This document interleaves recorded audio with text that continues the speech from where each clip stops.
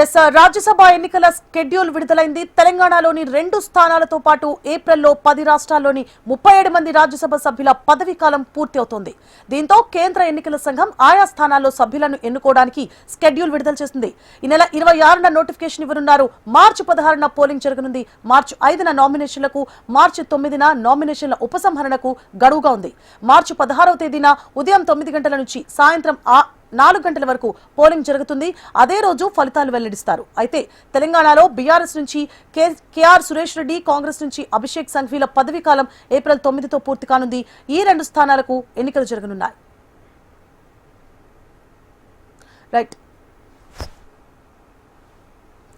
Right Rajya Sabha ఎన్నికల schedule విడుదలకు సంబంధించి మరిన్ని డీటెయిల్స్ ని మా ప్రతినిధి అశోక్ అందిస్తారు. అశోక్.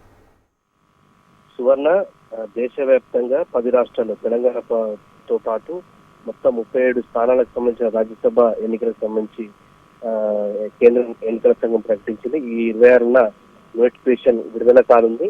తెలంగాణ నుంచి 2 సభ్యులకు సంబంధించినటువంటి ఎన్నిక జరగనుంది. ఒకరు కాంగ్రెస్ పార్టీ నుంచి కాంగ్రెస్ పార్టీ సీనియర్ నేత అభిషేక్ సింగ్ మన్వి, అలాగే బీఆర్ఎస్ నుంచి కేఆర్ సురేష్ రెడ్డి ఉన్నారు.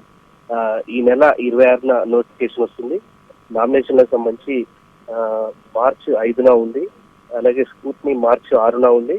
లాస్ట్ డేట్ విత్డ్రాకి సంబంధించి నామినేషన్లకు సంబంధించి మార్చి 9 ఇవ్వడం జరిగింది. అలాగే పోలింగ్ సంబంధించి మార్చి 16న ఉంది. అలాగే కౌంటింగ్ కూడా మార్చి 16నే ఉంటుంది.